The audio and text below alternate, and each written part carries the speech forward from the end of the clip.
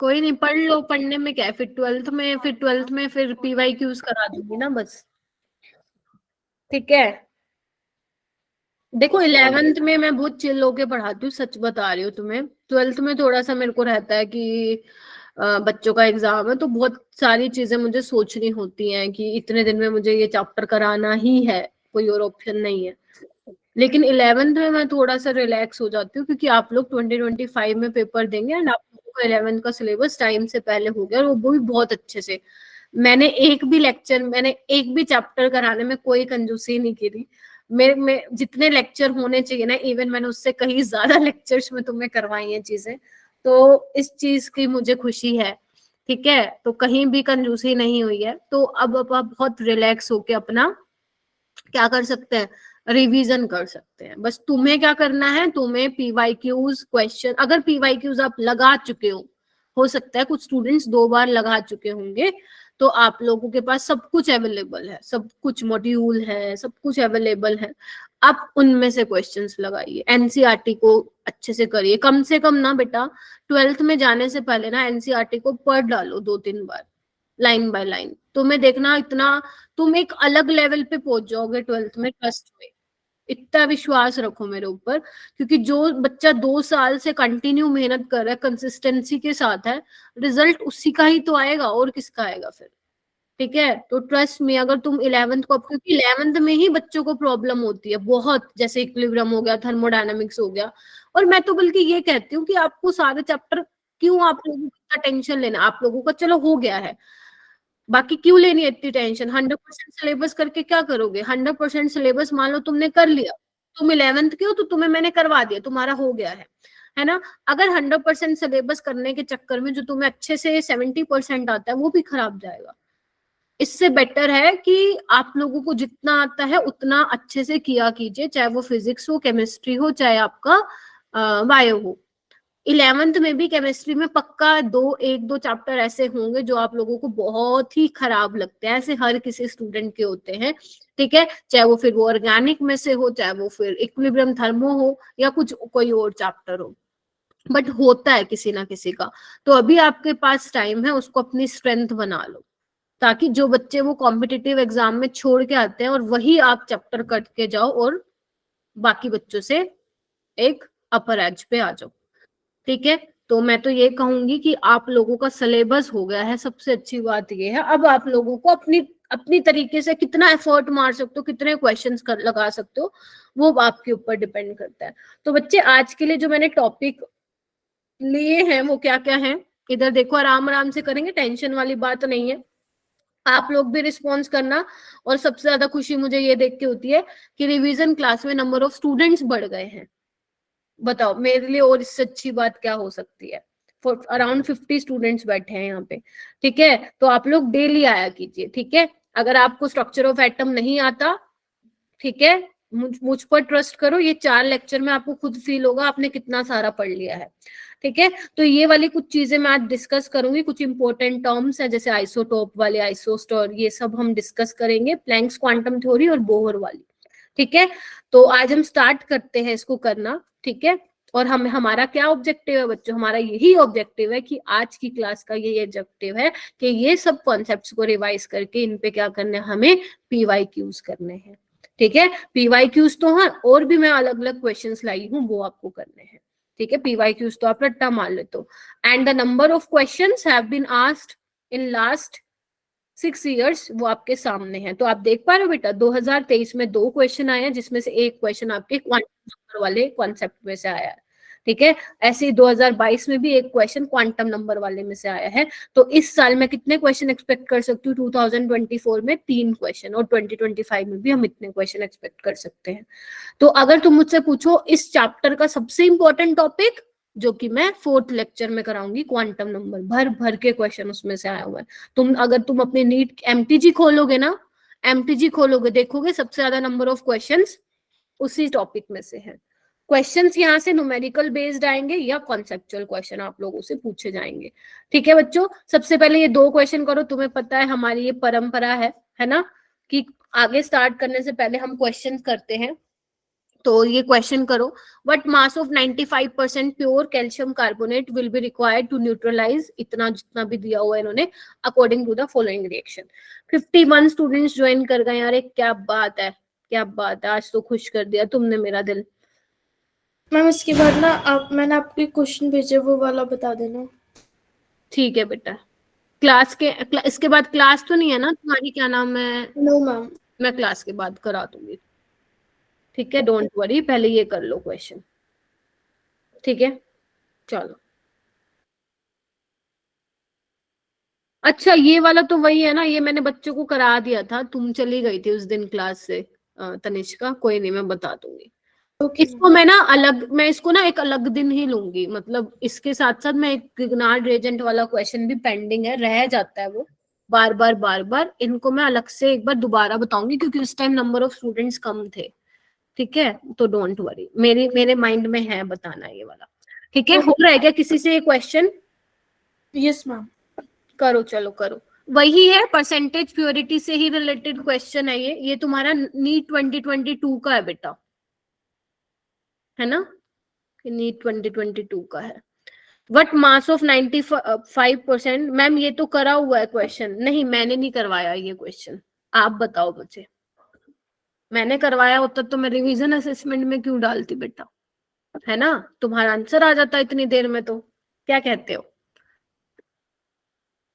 बताओ भाई, कितना मास लोगे जिसकी परसेंटेज प्योरिटी आपको गिवन है मेरे बच्चों, यानी कि आपको मास ऑफ इम्प्योर सैंपल निकालना है यहाँ पे, बताओ हाँ या ना? Yes ma'am. पक्का?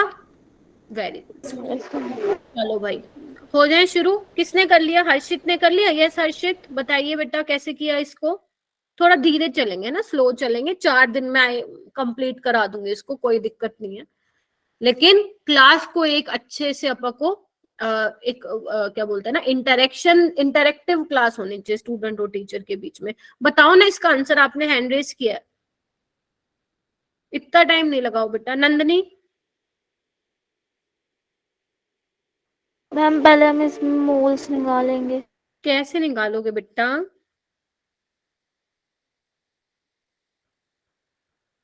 ओ इतनी देर नहीं लगानी बेटा, नहीं होगा जितना सोच के आई हूं मैं। हाँ बताओ।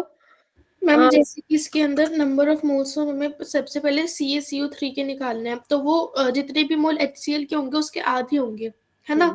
तो फिर हम इसमें कर देंगे हाफ इंटू 0.5 इंटू 50/1000। अच्छा तुम सही हो, डायरेक्ट निकाले, वेरी गुड, 50/1000 लीटर में चेंज कर लिया। Yes ma'am. है जी, तो ओके उसके जी, मेरे आ रहे हैं 0.01 मोल्स। ठीक है जी। किसके आइए? कैल्शियम कार्बोनेट के। Yes ma'am. ठीक है, अब क्या करोगे? अब हम प्योर कैल्शियम कार्बोनेट के वो निकाल लेंगे मास। ये करोगे 100, यस मैम। कितना आ रहा है? मैम फिर वो 1.25 आ गया था। आ गया 1.25, इतना आ रहा है क्या इसको करने पे? यस मैम, फिर हम वो परसेंटेज। ये तुमने मेरे को आई थिंक अप्रोक्सीमेट बताया इसका आंसर। Yes ma'am. ठीक है, एक्यूरेट एग्जैक्ट ही आएगा, ठीक है जी, आगे बिल्कुल सही जा रही हो, आगे। हम फिर परसेंटेज प्योरिटी का फॉर्मूला लगा देंगे, क्योंकि हमें वो 95% दे रखा है ना। तो प्योर सब्सटेंस का वेट अपॉन में इम्प्योर सब्सटेंस का वेट, तो प्योर सब्सटेंस का 1.25 आ गया, इम्प्योर का हमें निकालना है इंटू 100 है। अच्छा कितना आ रहा है फिर ये? मैम मेरा 1.32 आ रहा है। ठीक है, ये तो तनिष्का की बात हो गई, तुम लोग बताओ कितना आ रहा है बाकी बच्चे। बेटा 1.25 करके मत करना, अगर तुमने 1.25 देखते ही आंसर मार्क कर दिया तो गया क्वेश्चन तुम्हारे हाथ से। पहले तुम्हें ये देखना पड़ेगा कितना प्योर है, ठीक है, प्योर कैल्शियम कार्बोनेट के मोल निकालो या मास की टर्म में निकाल लो, है ना, उसके बाद ये फॉर्मूला लगाओ परसेंटेज प्योरिटी वाला बेटा। और किसी का आया है 1.32 आंसर? क्योंकि मेरे पास आंसर रिपोर्ट नहीं है बेटा इसका, बताओ, तुम लोग ही बताओगे, ठीक है, आगे आगे चलूं फिर मैं? Yes ma'am. Very good, okay, ये वाला क्वेश्चन करो, एक बार मैं उसका चेक भी कर लूंगी, क्रॉस चेक, तुम ये वाला करो।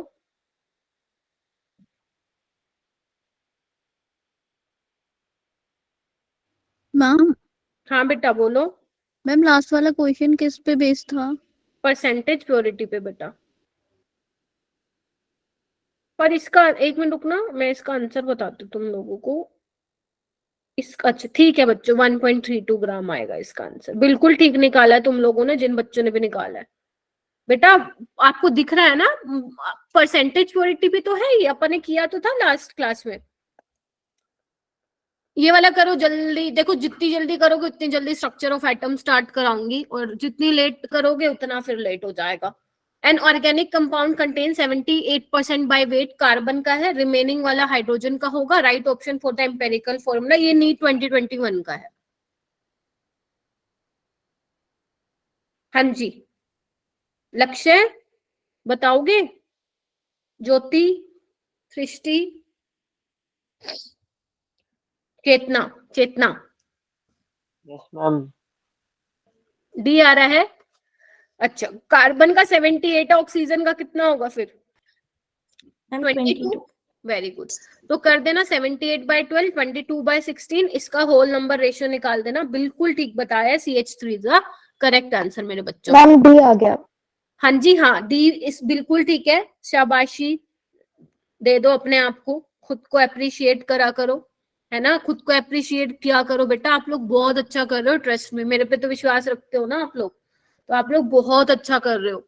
मेहनत करते जाओ बस, ठीक है। फिर मिठाई खिलाने आना मेरे को 2025 में। चलो आ जाओ। उसके बाद देखो मैम, ये तो बहुत सिंपल सा टॉपिक है, atomic number and mass number. हाँ, लेकिन यहाँ से सिंपल क्वेश्चन नहीं बनाएगा एग्जामिनर। अब सुन लो एक एक चीज, छोटी छोटी बात, वो बोलते हैं ना बिल्कुल ऐसे बारीक बारीक चीज, मैं आपको लोगों को बता रही हूँ, ध्यान से सुन लो, ठीक है। किसी को डिटेल में इसके नोट्स रिवाइज करने हैं तो मैंने आप लोगों को बहुत सारे लेक्चर्स में ये चैप्टर करा रखा है, आप डिटेल में उसको वहां से पढ़ सकते हैं। यस बेटा, पीछे वाली स्लाइड दिखाओ। हाँ लो भाई, पीछे वाली स्लाइड। यहाँ पे ऑक्सीजन क्यों लिखा है आपने? अच्छा ओके, हाइड्रोजन है ना, ठीक है। बड़ी लेट ठीक करवाया तुम लोगों ने, पहले ही करवा देना चाहिए था। ये समझ लिया था, गलती से लिख दिया मैम ने। समझ गए थे क्या? अरे देखो कितने समझदार बच्चे हैं मेरे। चलो आओ। ठीक है, कार्बन और हाइड्रोजन था वो। हाँ जी, मॉलिक्यूलर मास में 16 लिखा है। अरे वो तो कर लेना भाई, ठीक। अब तुम क्या लेके मानोगे? लो, कितना होता है हाइड्रोजन का? 1। अब ये मत बोलना मैम 0 क्यों लिखा है, लो काट दो, ठीक है। चलो आओ। एटॉमिक नंबर, ठीक है। तो एटॉमिक नंबर की देखो सिंपल सी बात है, अगर मान लो मुझे आपको एक, आपके पास एलिमेंट है, उसके अंदर आपको दिखाना है कैसे डिनोट करते हो उसका mass number and atomic number. Symbol क्या होता है? आप ऐसे दिखाते हो, ऊपर मास नंबर होता है, नीचे Z होता है। A is your mass number, Z is your atomic number. अब एटॉमिक नंबर क्या है, ध्यान से सुनना, ध्यान से, ठीक है। एटॉमिक नंबर बहुत सिंपल सिंपल चीजें हैं, Z से रिप्रेजेंट करते हो, सिंपल सी बात है, ठीक है। अच्छा, आप लोग क्या कहते हो बेटा? The number of protons present in nucleus, उसी को ही आप एटॉमिक नंबर बोलते हो। एटॉमिक नंबर क्या बोलते हो आप? नंबर ऑफ प्रोटॉन्स ही तो बोलते हो। जैसे सोडियम है, नंबर ऑफ प्रोटॉन कितने हैं उसमें? 11 है। बोलते हो कि नहीं बोलते हो? ठीक है बेटा। देखो इसमें अब दो चीज आती है, क्या आपको चेक करना है, क्या आपका एटम न्यूट्रल है, क्या आपका एलिमेंट चार्ज्ड है, कैटायन है या एनायन है। अगर तो आपका न्यूट्रल एटम है तो उसमें नंबर ऑफ इलेक्ट्रॉन और नंबर ऑफ प्रोटॉन क्या होंगे बेटा? बराबर होंगे। अगर आपकी आयन की बात कर रखी है तो वहां पे नंबर ऑफ प्रोटॉन और नंबर ऑफ इलेक्ट्रॉन बराबर नहीं होंगे, ठीक है। नंबर ऑफ इलेक्ट्रॉन क्या, जैसे सपोज तुम्हारा Na+ है तो इसका एटॉमिक नंबर क्या है? 11, माइनस कितने का चार्ज है? 1 का, तो इसमें माइनस करोगे तो इसमें इलेक्ट्रॉन तो कितने थे? 11 - 1 कितना हो गया? 10 इलेक्ट्रॉन हो गया, ठीक है। इसमें प्रोटॉन तो कितने थे? 11, क्योंकि सोडियम का 11 होता है, लेकिन इलेक्ट्रॉन कितने हैं? 10 है। तो यानी कि अगर आपका कोई आयन है, वेदर इट इज कैटायन और अनायन, तो उस केस में नंबर ऑफ प्रोटॉन इक्वल नहीं होते। तो मैं एक स्टेटमेंट बोल रही हूँ बच्चे, मुझे बताना वो ट्रू बोल रही हूँ या मैं फॉल्स स्टेटमेंट बोल रही हूँ। स्टेटमेंट ये है कि number of electron and number of proton is always equal. आपको ये बताना है, number of electron is equal to the number of proton. No ma'am. Always equal नहीं होंगे, सिर्फ न्यूट्रल एटम के केस में होंगे। क्या ये नीट में नहीं आ सकता? आ सकता है और आए हुए हैं, ठीक है। उसके बाद हम आगे चलते हैं मास नंबर पे। मास नंबर पे। ये कौन दे रहा है, ये कौन, तुम्हें नहीं पता बच्चे, अभी तुम बच्चे हो, तुम्हें नहीं पता एग्जामिनर कैसे कैसे क्वेश्चन देता है। ठीक है, नीट 2023 का क्वेश्चन पेपर उठा लेना तुम लोग। ठीक है, अगर तुम्हें लग रहा है ये सिंपल है तो क्वेश्चन करके दिखाना मेरे को फिर। ठीक है, मास नंबर को आप ए से डिनोट करते हो। अब ए क्या है, मास नंबर है, यानी कि neutron plus protons, neutron plus protons, और इनको ही हम क्या बोलते हैं, न्यूक्लियॉन्स बोलते हैं। इन्हीं को क्या बोलते हैं हम, न्यूक्लियॉन्स बोलते हैं। ठीक है जी, यहाँ पे क्या लिखा हुआ है, अच्छा अरे ऐसे बोलो ना फिर लोग, तुम लोग बता दिया करो भाई। ठीक है, ए इज ऑलवेज होल नंबर। बेटा ध्यान से सुनना, अगर मैं बात करूं मास नंबर, अगर मैं बात करूं एटॉमिक नंबर, अगर मैं बात करूं नंबर ऑफ इलेक्ट्रॉन, अगर मैं बात करूं नंबर ऑफ प्रोटॉन, अगर मैं बात करूं नंबर ऑफ न्यूट्रॉन, तो ये कभी भी फ्रैक्शनल नहीं होते हैं और ये कभी भी नेगेटिव नहीं होते हैं। मानते हो कि नहीं मानते हो? Yes ma'am. Yes, ma'am. लेकिन अगर मैं तुमसे एक सवाल पूछूं, मैं पूछूं बेटा एटॉमिक मास बताओ, एटॉमिक मास फ्रैक्शनल होता है या नहीं होता है? मैम होता है। Very good. राधा मैंने अभी लास्ट तुम्हें चैप्टर में ही कराया था, है ना, एवरेज एटॉमिक मास कैसे निकालते हैं। तो एटॉमिक मास एवरेज होता है, but mass number, atomic number, electron, proton, neutron, ये ना तो फ्रैक्शन होंगे ना नेगेटिव होंगे, पॉजिटिव इंटीजर्स होंगे। ठीक है बेटा, ओके बेटा, आपको लास्ट क्लास देखनी पड़ेगी आंचल, वो मैंने लास्ट क्लास में कराया था बेटा, है ना। चलिए ठीक है, इसके बाद कुछ टर्म्स हैं जो आप लोगों को करनी है। कैसी टर्म्स है, इधर आओ। आइसोटोप, मैम आइसोटोप बहुत सिंपल है, चलो सिंपल है, लिखो इसको। आइसोटोप में अपन क्या बोलते हैं, सेम नंबर ऑफ, बोलो same atomic number, but Different mass. लिखो सारे बच्चे शॉर्ट नोट्स, रफ, अगर तुम रफ नोटबुक लेके बैठो रफ में भी लिखो, बट डिफरेंट मास नंबर, यानी कि डिफरेंट मास नंबर का मतलब क्या है, different number of neutron plus proton का सम। ठीक लिखा है ये? Yes, ma'am. और सेम एटॉमिक नंबर का मतलब सेम नंबर ऑफ प्रोटॉन्स, बताओ। Yes, ma'am.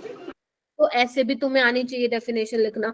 अगर मैं बताऊं बेटा, इसके एग्जांपल तुम लोगों को पता है, हाइड्रोजन का ले लो। ठीक है, बहुत सिंपल है। इसमें आइसोबार की अगर मैं बात करूं, सेम मास नंबर बेटा, same mass number, but Atomic number different. But different atomic number. क्या इसको तुम नंबर ऑफ प्रोटॉन्स और नंबर ऑफ न्यूक्लियॉन्स की टर्म्स में लिख सकते हो?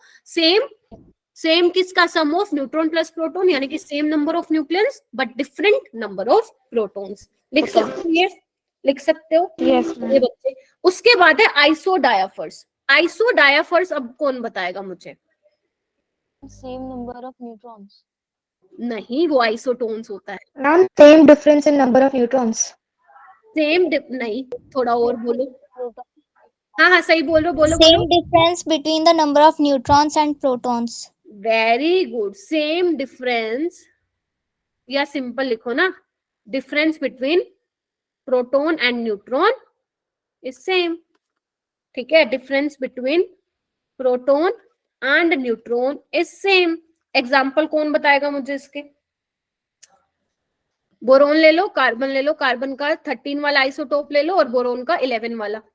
ठीक है, निकालो चलो। प्रोटॉन कितने हैं इसमें, 6, और न्यूट्रॉन कितने हैं? न्यूट्रॉन कैसे निकालते हो, A माइनस जेड। हाँ जी, ए न्यूट्रॉन कैसे निकालते हो बच्चा, A माइनस जेड करके निकालते हो। तो कितना आएगा, 11 में से 6 गया 5। इसके निकालो प्रोटॉन 6 और इसके न्यूट्रॉन्स निकालो, कितने हो जाएंगे, 7। चलो, अब जो मैंने बोला है वो देखो जस्टिफाई हो रही है। 6 में से 5 गया 1, number of difference between proton and neutron, और इसमें भी 7 माइनस 6 1। ठीक है जी, देखिए। Yes, ma'am. ठीक है, इसका ना 6 नहीं आएगा, इसका 5 आएगा। एक मिनट रुको, मेरे को ठीक करने दो। बोरोन का 5 होता है एटॉमिक नंबर, ना कि 6। ठीक है, देखो हो जाएगा। अब बात आती है आइसोटोन की। आइसोटोन क्या होता है, same number of neutrons. Isotones क्या होता है, आइसो मतलब सेम नंबर ऑफ न्यूट्रॉन्स। ठीक है, इसका एग्जांपल ले सकते हो तुम पोटेशियम और कैल्शियम का। कैल्शियम का एटॉमिक नंबर 20 होता है, पोटेशियम का 19 होता है। 39 और 40 निकाल के देख लो कितना हो जाएगा, ये 20 और ये भी 20। क्लियर हो गया? Yes, ma'am. क्लियर हो गया? Yes, ma'am. अभी तक कौन सा था ये इंपॉर्टेंट है, बाकी तो तुम लोगों को आता है। उसके बाद है आइसोस्टर बच्चे। आइसोस्टर क्या होता है? Same number of atoms and electrons. Very good, same number of electron and same number of atoms. कोई एग्जांपल बता सकता है इसका? वेरी गुड बच्चे, ये वाला नहीं पढ़ा? हाँ, इसको लिख लो। ये शायद मैंने क्लास में भी नहीं बताया था आपको जब ये डिटेल में चैप्टर कराया था। हो सकता है बताया हो, बट मुझे याद नहीं है, आई एम नॉट श्योर। ठीक है, अच्छा बताइए, इसका एग्जाम्पल बता सकते हो आप? एग्जाम्पल हाँ लिख लो अभी। CO2 N2O. Very good, CO2 N2। अब कैसे करें इस बात को? देखो इधर देखो, इधर इधर कितने नंबर ऑफ एटम है बेटा? नंबर ऑफ एटम 3 है इसमें, एक 3. ऑक्सीजन, और इसमें भी नंबर ऑफ एटम कितने हैं? 3। ठीक है, नंबर ऑफ इलेक्ट्रॉन देखते हैं। कार्बन में कितने होंगे number of electron? 6 plus 2 into 8 कितने हो गए? 16 और 6 22 इलेक्ट्रॉन हो गए। और यहाँ पे भी देखो सेम होंगे, 14 प्लस आपके 8। देखो जी सेम है, बताओ। ठीक है, तो यानी कि सबसे इंपॉर्टेंट आइसोस्टर और आइसोडायफर्स याद रखेंगे। आइसो इलेक्ट्रॉनिक क्या होते हैं? Having Same number of electrons. same number of electrons. ये सबको याद रहता है क्योंकि हम पीरियोडिक में इसको डिटेल में पढ़ते हैं। जैसे Na+ हो गया, Mg2+ हो गया, है ना, Al3+ हो गया, बहुत सारे हो गए। ठीक है, तो ये आप कर सकते हो। F- हो गया, ठीक है, ये आप कर सकते हो इजीली। ठीक है, अब ये देखो मैंने पॉइंट्स टू रिमेम्बर रख दिए बच्चों आप लोगों के लिए काम आएंगे। जो आप शॉर्ट नोट्स वगैरह बनाते हो ना, हो सकता है आप लोगों ने बना भी रखे हो। ठीक है, हाँ देखो, isotope have same chemical property. इधर आओ बेटा, same chemical property but different physical property. ध्यान रखना, इस पे नीट 2023 में क्वेश्चन आया था, बता दे रही हूँ आपको। आइसोटोप की केमिकल प्रॉपर्टी सेम होंगी, केमिकल रिएक्शन हाइड्रोजन वही देगा, ड्यूटेरियम और ट्रीटियम। लेकिन उनकी जो फिजिकल प्रॉपर्टी में क्या आता है? यही आते हैं सारे, colour, boiling point, melting point, ये सब फिजिकल प्रॉपर्टीज है, वो अलग होती है। आइसोटोप की वैल्यू E/m वैल्यू सेम नहीं होती। E/m क्या होता है बेटा? Charge by mass. Yes, ma'am. Charge by mass. अब मास ही सेम नहीं है, हाँ एनसीईआरटी की ही लाइन है बेटा ये। ठीक है, अभी मास ही सेम नहीं है तो E/m का रेशियो भी क्या होगा? बराबर नहीं होगा। आइसोबार की ना तो केमिकल प्रॉपर्टी सेम होती है और ना ही फिजिकल प्रॉपर्टी, ध्यान रखना। आइसोबार के भी do not have the same value of E/m। और आइसोटोन और आइसोडायफर्स को आप ऐसे ध्यान रख सकते हो बेटा। ठीक है जी, ठीक है, यस ठीक है। E/m सबसे ज्यादा किसका होता है? अगर तुम्हारे पास प्रोटॉन है, न्यूट्रॉन है और इलेक्ट्रॉन है, मुझे बताओगे E/m का रेशियो सबसे ज्यादा किसके लिए होता है? Electron. फिर इलेक्ट्रॉन के बाद प्रोटॉन, फिर न्यूट्रॉन। मालूम है ये चीजें? क्योंकि इलेक्ट्रॉन का मास सबसे कम होता है तो E/m की वैल्यू सबसे ज्यादा। न्यूट्रॉन का तो चार्ज ही 0 होता है, पीछे फेंको उसको। समझे कि नहीं समझे? Yes, ma'am. ठीक है, वो बेसिक वाले पढ़ लेना आप लोग, जो मैंने आप लोगों को क्लास के टाइम पढ़ाया था, कैथोड रे एक्सपेरिमेंट एंड वो वाला पढ़ाया था ना मैंने, उसको थोड़ा सा रीड कर लेना आप लोग। ठीक है, देखो अब मैंने कितनी चीजें बताई हैं आपको, मैंने कुछ भी नहीं बताया अभी, सिंपल बेसिक चीजें बताई। अब देखना ये क्वेश्चन कब आया हुआ है, देखना नीट 2020 में। चलो करो इसको। The number of protons, neutrons and electrons in lutetium. आपको नहीं पता होगा ये क्योंकि आपने अभी 12th में नहीं पढ़ा है, बट आप लोगों को कॉन्सेप्ट पता चल गया है। ठीक है, चलो जी आओ करो।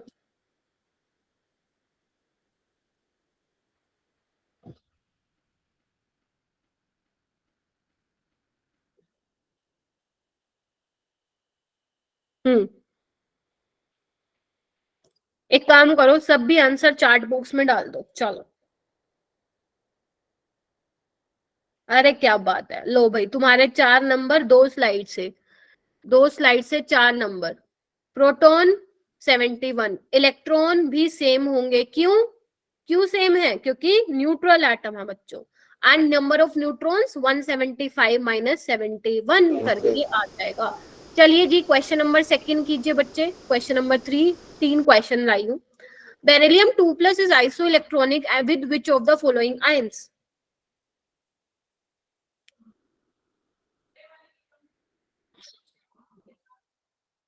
Beryllium 2+ ma'am D. Electronic. A आ रहा है क्या? Ma'am D. ए जो भी बोल रहे हैं चार्टर लगा मैम दो। A. Ma'am D. Beryllium, hydrogen, B. Lithium क्या होता है? भूल गए क्या? 4 होता है ना उसका। 4 हाइड्रोजन, 2 हीलियम, लिथियम, माइनस हो जाएगा। बेरिलियम। 4 में से 2 गया। Yes ma'am. और लिथियम का कितना होता है? हाइड्रोजन, हीलियम, लिथियम, 3 में से 1 गया 2। अरे भाई साहब, जल्दी जल्दी में कर दिया। यही तो नहीं करना पको, इसी से तो बचना है, इसी को तो बोलते हैं सिली मिस्टेक बच्चों। ठीक है, चलो कोई बात नहीं, अभी तो मैं करा रही हूँ, बस पेपर में मत करना।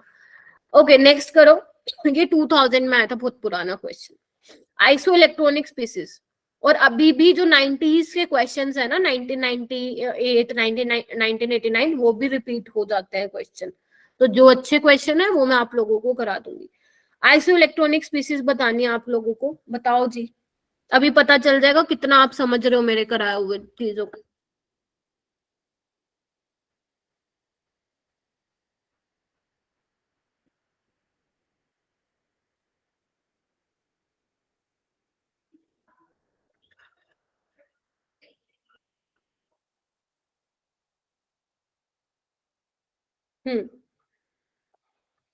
ए आ रहा है सबका? ठीक है, कितना हो जाएगा? 6+8, ठीक है 14, ये भी 14, ये भी 14 और वो भी 14। चलिए आगे चले, यस मैम।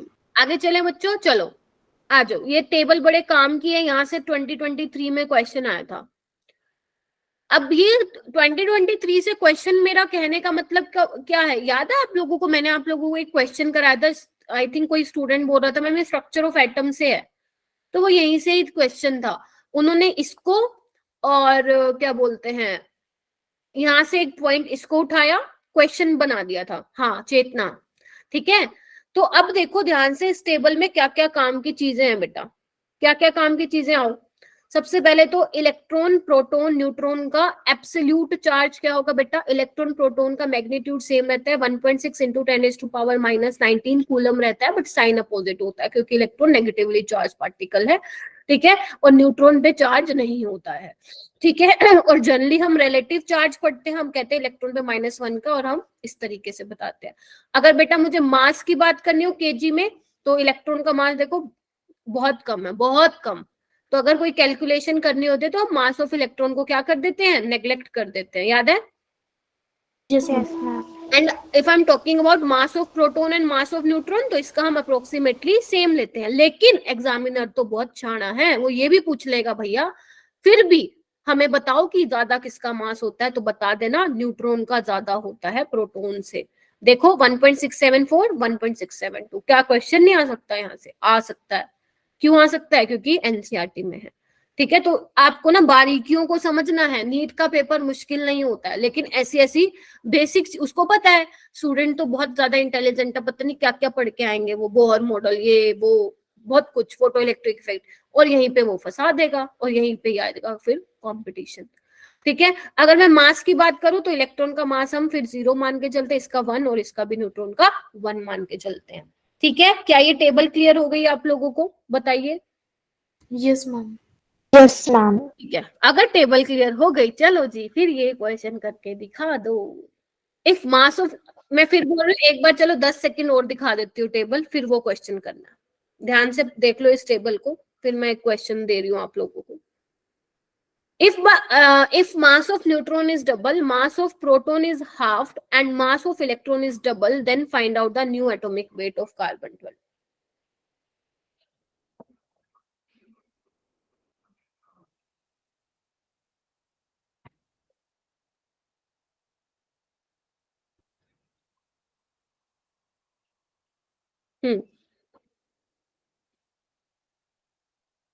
क्या आ गया आंसर बेटा?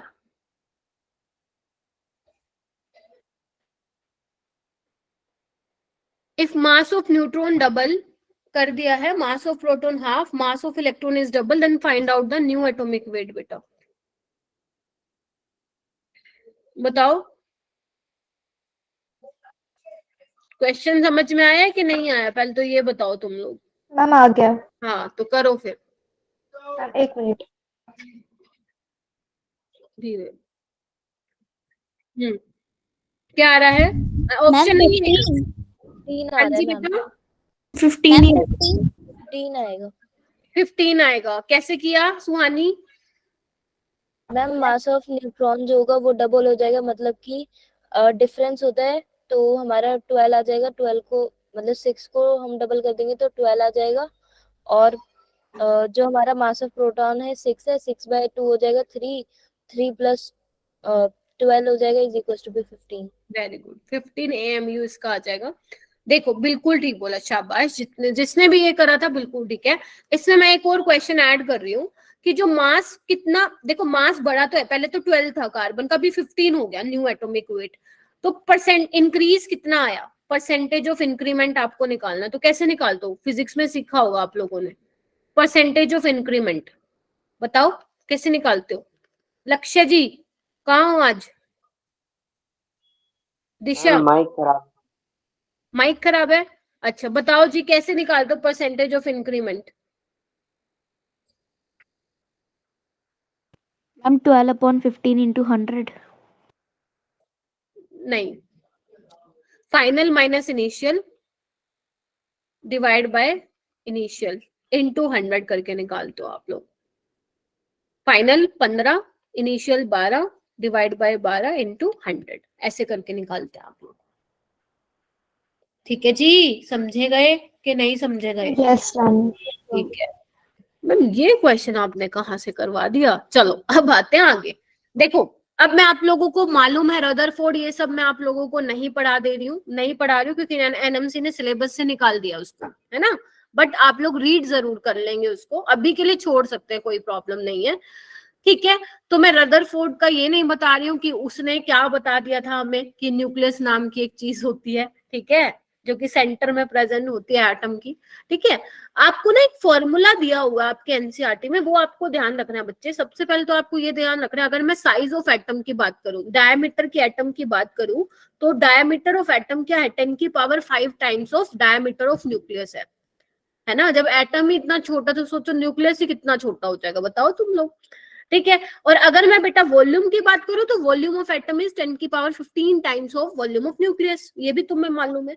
तो यहाँ से ना रेडियस ऑफ न्यूक्लियस अगर तुम्हें निकालना है ना, अगर तुम्हें रेडियस निकालनी है न्यूक्लियस की, तो वो किसके प्रोपोर्शन होता है बेटा, क्यूब रूट ऑफ न्यूक्लियस, यानी कि मास नंबर के। तो ये आपको ध्यान रखना है। चलो लिखो एक बार फॉर्मूला, ये मैंने क्लास में भी करवाया था। ठीक है, और इसका प्रोपोर्शनलिटी को हटाओगे तो कांस्टेंट आएगा, और प्रोपोर्शनलिटी कांस्टेंट ये आर नोट है। आर नोट की वैल्यू याद रखनी है तुम्हें, 1.33 इंटू 10⁻13 सेंटीमीटर, ये की जो कांस्टेंट है। ए तुम्हारा मास नंबर है यानी कि न्यूक्लियस है, सम ऑफ प्रोटॉन और न्यूट्रॉन। आर तुम्हारा रेडियस ऑफ न्यूक्लियस है, याद रहेगा। अभी याद करो इसको, अभी याद करो, शाबाश। उसके बाद क्वेश्चन आ जाओ, अब तो ऐसे ही चलेगा, कॉन्सेप्ट क्वेश्चन कॉन्सेप्ट क्वेश्चन। ठीक है, चलो ये एक क्वेश्चन मुझे मिला था, ये हालांकि नीट में नहीं आया इससे अभी क्वेश्चन, बट ये एक कर लेते हैं, तुम्हें पता चल जाएगा कि अप्लाई कैसे करना है फॉर्मूला। आपको रेडियस ऑफ न्यूक्लियस बताना बेटा, चलो करो।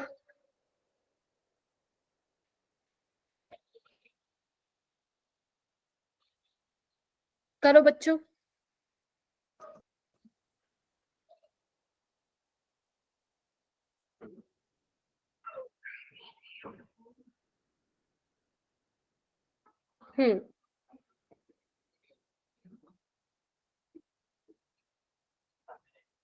कोमल आप बताओ बेटा। Ma'am fourth option. Fourth option सबका यही आ रहा है क्या? Yes 1.33 into 10⁻⁻13 centimetre. ठीक है, और ए कितना है 27। ठीक है, इसको मीटर में जरूर चेंज कर लेना बेटा, आप लोगों को मालूम होना चाहिए 1 मीटर 100 सेंटीमीटर के बराबर होता है। 1 नैनोमीटर 10⁻⁻9 मीटर के होता है। 1 पिकोमीटर 10⁻⁻12 मीटर के होता है। 1 आर्मस्ट्रॉन्ग 10⁻⁻10 मीटर के बराबर होता है। ये सारी छोटी छोटी चीज, 1 माइक्रोमीटर 10⁻⁻6 मीटर, ये पता होना चाहिए। 1 सेंटीमीटर कितना होता है बताओ, 10⁻⁻2। ठीक है, तो ये चीजें आपको पता होनी चाहिए। तो आप लोग बोल रहे हैं कि इसका मैम फोर्थ आंसर है, तो मैं इस पे टिक मार्क करूँ। आई होप सभी का आ गया हो बेटा। ठीक है, यस मैम। चलिए उसके बाद हम डायरेक्ट कहाँ पे आ रहे हैं, wave nature of electromagnetic radiation पे, है ना। हम क्या बोलते थे बेटा, देखो मैं कॉन्सेप्ट के बहुत डेप्थ में नहीं जाऊंगी, डेप्थ में मैंने ऑलरेडी समझाया हुआ, बट हाँ जो जो मुझे लगेगा ना क्वेश्चन कराने के लिए इंपॉर्टेंट चीज है वो मैं सब आपको बताऊंगी, ठीक है। जैसे अगर मैं वेव थ्योरी की बात करूं बेटा, देखो इस चैप्टर में ना आप बार बार वेव नेचर और पार्टिकल नेचर की बात करते हो, है ना। वेव नेचर में कौन कौन से आ जाते हैं आप लोगों के, डिफ्रैक्शन, है ना, और कौन कौन से पढ़ते हो आप फिजिक्स में फिनोमिना वेव नेचर वाले, बताओ। इंटरफेरेंस। हाँ, इंटरफेरेंस पढ़ते हो, कंस्ट्रक्टिव इंटरफेरेंस, डिस्ट्रक्टिव इंटरफेरेंस, तो ये सब जो है पार्टिकल का वेव नेचर बताते हैं, ठीक है। तो इसको आप फिजिक्स में डिस्कस करते हो। यहाँ पे हम क्या करते हैं, हम यहाँ पे जनरली जो है वेव नेचर की नहीं पार्टिकल नेचर की बात करते हैं, है ना। बस लेकिन इसमें थोड़ा सा है जो कि आप लोगों को ध्यान रखना है। जैसे अगर मैं बात करूं इस थ्योरी की, तो ये थ्योरी यही कहती है कि जो एनर्जी ट्रांसमिट हो रही है एक बॉडी से दूसरी बॉडी में, ठीक है, वो वेव्स की फॉर्म में ट्रांसफर हो रही है, ठीक है, वेव्स की फॉर्म में ट्रेवल कर रही है, जिसकी स्पीड आपके वेलोसिटी ऑफ लाइट के बराबर है, ठीक है। इन्हीं को ही हम इलेक्ट्रोमैग्नेटिक वेव्स बोलते हैं। और ये कौन कौन सी इलेक्ट्रोमैग्नेटिक वेव सबको पता है, radio waves, microwaves, infrared, visible, UV, X rays, gamma rays और कॉस्मिक रेज, हाँ ये ना, ठीक है। अब इनके कुछ पॉइंट्स हैं, इनको किसी मीडियम की जरूरत नहीं होती है, और जब ये वेव निकलते हैं इनके दो कंपोनेंट्स कौन से होते हैं, इलेक्ट्रिक और मैग्नेटिक फील्ड, है ना, आपस में परपेंडिकुलर होते हैं, ठीक है। क्रस्ट और ट्रफ भी मेरे बच्चों को पता है, ठीक है। जैसे अगर मैं मान लो यहाँ पे मैं वेव दिखाती हूँ आप लोगों को, ये आपकी वेव है, बहुत सिंपल चीजें हैं ये, ठीक है। ये देखो क्या बोलते हो आप, distance between two consecutive crest या distance between two consecutive trough, उसको आप लैम्डा बोलते हो, मालूम होना चाहिए। लैम्डा को आप मीटर, सेंटीमीटर, नैनोमीटर किसी में भी आपको दे सकता है एग्जामिनर, आपको यूनिट कन्वर्जन बेटा आना चाहिए, ठीक है। इसके बाद और कौन सी टर्म होती है, जैसे मैं अगर बात करूं आपकी फ्रीक्वेंसी की, या मैं बात करूं बेटा पहले वेव नंबर की, ठीक है। वेव नंबर क्या कहता है, ठीक है। अगर मान लो मैं कोई भी लेंथ, सपोज ये लेंथ मैंने पकड़ ली, ये मैंने लेंथ कंसिडर कर ली, इस लेंथ में कितनी नंबर ऑफ वेव्स प्रेजेंट है, वो क्या होती है बेटा आपकी वेव नंबर। और वेव नंबर क्या होती है, 1/λ के बराबर होते हैं, न्यू बार बोलते हैं इसको, 1/λ के बराबर होता है। तो फ्रीक्वेंसी क्या होती है, तो आप क्या बोलते हो, number of waves passing through in 1 second, है ना, वो कितनी होती है, 1। Yes ma'am. ठीक है। और अगर मैं लैम्डा की टर्म्स में लिखूं तो c/λ आप बोलते हो। सी आपकी स्पीड ऑफ लाइट है, 3 × 10⁸ मीटर पर सेकेंड, और इसकी जो यूनिट होगी वो मीटर में आप रख लेना। अगर मैं बात करूं बच्चे वेलोसिटी की, तो वेलोसिटी आप क्या बोलते हो, distance travel, distance covered by wave in 1 second, ठीक है। तो ये आपको ध्यान रखना है, यानी कि अब मैंने सिर्फ आपको दो इंपॉर्टेंट फॉर्मूले बताए हैं, एक तो म्यू c/λ बेटा, और वेव नंबर म्यू बार 1/λ, याद रहेगा। और अगर मैं टाइम की बात करूं, ये ठीक है, ये आपको ध्यान रखना बेटा। हाँ जी बेटा। Yes ma'am. अच्छा, मैंने लिया था क्या एग्जाम्पल स्नेक और रेड का, यस मैम। भूल गई भाई तुम्हारी मैम तो हाँ, पर अभी याद आ गया, ठीक है। तो ये आपको फॉर्मूला क्या रखने हैं, ध्यान रखना है। बताना वो वाला एग्जाम्पल, क्या नाम है, सुहानी बताएगी। फ्रीक्वेंसी आपने डिफाइन की थी कि 1 सेकंड में कितने नंबर ऑफ वेव्स जा रहे हैं, तो आपने बताया था 2 दरवाजे हैं, एक में हमने रैट को रखा है, एक में हमने स्नेक्स को रखा है। तो रैट जो है वो जल्दी से फुदक के जाएंगे अंदर, 1 सेकंड में बहुत कम टाइम लेंगे, और जो स्नेक्स है वो ज्यादा टाइम लेंगे, लंबे है ना, इसलिए, ठीक है। वेरी गुड, क्या बात है यार, तुम लोग मेरी बड़ी पुरानी पुरानी बातें याद रखते हो, शाबाश। ठीक है, तो ये फॉर्मूले ध्यान रखोगे, ठीक है। उसके बाद बेटा जो मैंने ये आपको इलेक्ट्रोमैग्नेटिक रेडिएशंस बताई हैं, वो देखो एनर्जी के इस ऑर्डर में लगी हुई है, आपको याद रखना है। मैंने याद कैसे कर रखा है, वैसे मैंने आप लोगों को बताया था, राम जी इनविजिबल UXG को गए, UXG को गए। अब ये राम क्या है बेटा, रेडियो वेव्स, और यहीं पे ही आता है आपका माइक्रोवेव्स, ठीक है। राम, इनविजिबल, इंफ्रारेड, ठीक है, visible rays, UV rays, X rays, gamma rays, very good, X rays, gamma rays, cosmic rays, ma'am cosmic rays कौन सी रेज होती है? कॉस्मिक रेज भी इलेक्ट्रोमैग्नेटिक वेव्स का ही बेटा पार्ट है, बट जनरली आपकी बुक्स में सिर्फ गामा रेज तक दिखाई जाती है, बट तुम्हें कॉस्मिक रेज भी ध्यान रखना है, ठीक है। जैसे आपकी रेडियो वेव्स हैं, आपकी माइक्रोवेव्स हैं, वैसे ही कॉस्मिक रेज भी इसी का ही पार्ट है, ठीक है। Okay ma'am. अगर मैं बात करूं बेटा इनकी एनर्जी की, तो ध्यान रखना, अगर मैं कॉस्मिक रेज से रेडियो वेव्स की तरफ जाऊं तो मेरी एनर्जी क्या होगी बेटा, कम होगी, ध्यान रखना। एनर्जी कम होगी, वेवलेंथ ज्यादा होगी, क्योंकि energy is inversely proportional to lambda. कैसे हुआ ये भी अब आप प्लैंक्स क्वांटम थ्योरी पढ़ेंगे ना, तब मैं आपको बताऊंगी, ठीक है। एनर्जी कम, लैम्डा ज्यादा, तो ये आपको ध्यान रखना है। तो यानी कि बच्चे, आप लोगों को याद है जब आप लोगों के कोई मान लो किसी बोन में फ्रैक्चर हो जाता है तो आप एक्सरे करवाते हो। एक्सरे क्यों करवाते हो आप लोग? Yes ma'am. एक्सरे क्यों करवाते हो? क्योंकि उसकी वेवलेंथ बहुत कम है, वो अंदर तक जो है चीजों को देख लेता है, ठीक है। पता चल जाता ना, आप लोग अपना जिसका भी है, किसी का भी एक्सरे कराते हो, किसी भी बॉडी का पार्ट का, तो एक्सरे क्यों बोलते हैं? क्योंकि उसकी वेवलेंथ बहुत कम है, ठीक है। तो वो अंदर तक, इनर पार्ट ऑफ बॉडी तक चीजें को पता लगा लेती है, ठीक है। तो ये चीजें जो है आप ध्यान रखना, एनर्जी किसकी कम और वेवलेंथ उसकी ज्यादा, ठीक है बच्चे। Yes ma'am. हाँ, कॉस्मिक रेज और भी, मैं फिर बोल रही हूँ, कॉस्मिक रेज आपकी बुक में नहीं लिखे हुए हैं, ठीक है। आपके गामा रेज तक लिखी हुई है, लेकिन क्वेश्चन में एक बार कॉस्मिक रेज भी डाल दिया था उन्होंने, जैसे मैं अभी शायद एक है क्वेश्चन, मैं आप लोगों को कराऊंगी। सबसे पहले ना, जितना भी अभी मैंने बताया आपको, मैंने सिर्फ एक ही स्लाइड बताई है, उससे रिलेटेड मैंने दो क्वेश्चन लाई हूँ। आप प्लीज इसको करके बताइए। ये आपके नीट का PYQ है, और आपका ये NCERT का भी क्वेश्चन है। The Vividh Bharati station of All India Radio broadcast on a frequency of 1368 kilohertz calculate the wavelength of the electromagnetic waves emitted by transmit. कुछ नहीं करना, फॉर्मूला लगाओ, वैल्यू पुट करो, खत्म कहानी। हम ये तो कर चुके हैं ना, हम क्वेश्चन पहले भी। मुझे याद नहीं है बच्चे, मैंने कराया था या नहीं कराया, हो सकता है कराया हो। मेरे को ये विद्या भारती स्टेशन देख के याद आया। ठीक है, करो इसको, फॉर्मूला बेस्ड है क्वेश्चन, करो बेटा।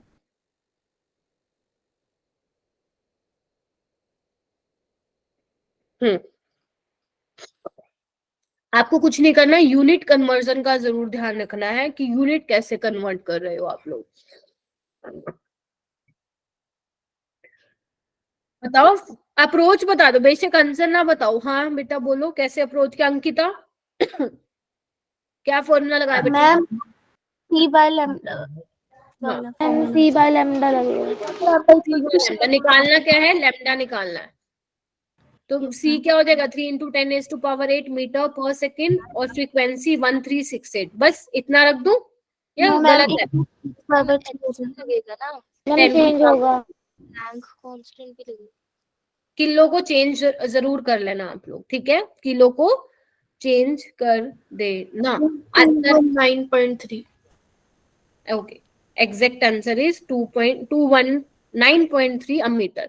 अब एग्जामिनर आपसे नैनोमीटर में भी पूछ सकता था, ठीक है। तो 1 मीटर कितने नैनोमीटर के बराबर होता है? 10⁹ तो ये आप ध्यान रखना, क्योंकि 1 नैनोमीटर 10⁻⁻9 मीटर के होता है। 1 मीटर कितना हो जाएगा? इधर ले जाओ इसको, ये आनी चाहिए छोटी छोटी चीजें बेटा, ठीक है। ये वाला क्वेश्चन करो। Calculate wave number in centimetre inverse and frequency of yellow radiation having a wavelength of 5800 angstrom.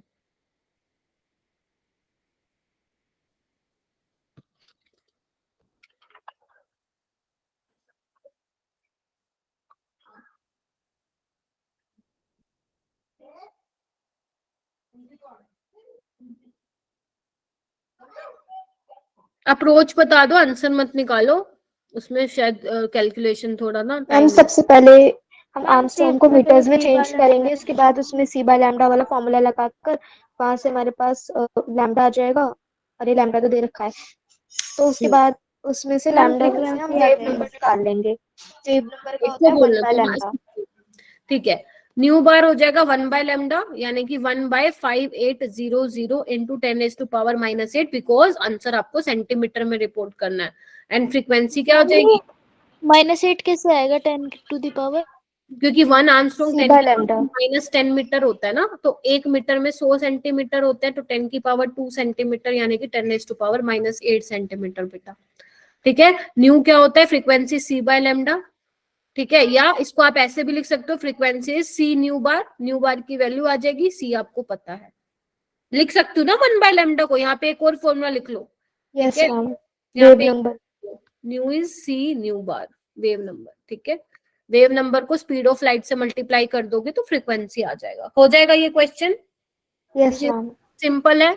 चलिए, उसके बाद बात करते हैं बेटा प्लैंक्स क्वांटम थ्योरी। मैं वही बोल रही थी कि जितने भी वेव नेचर वाली चीजें हैं, ठीक है, कहाँ कहाँ आप पढ़ते हो कि वेव नेचर है, तो वो आप फिजिक्स में ज्यादा पढ़ते हो। यहाँ पे हम पार्टिकल नेचर की जनरली बातें करते हैं। तो सबसे पहले हम बात करते हैं प्लैंक्स क्वांटम थ्योरी। क्या थी ये प्लैंक्स क्वांटम थ्योरी?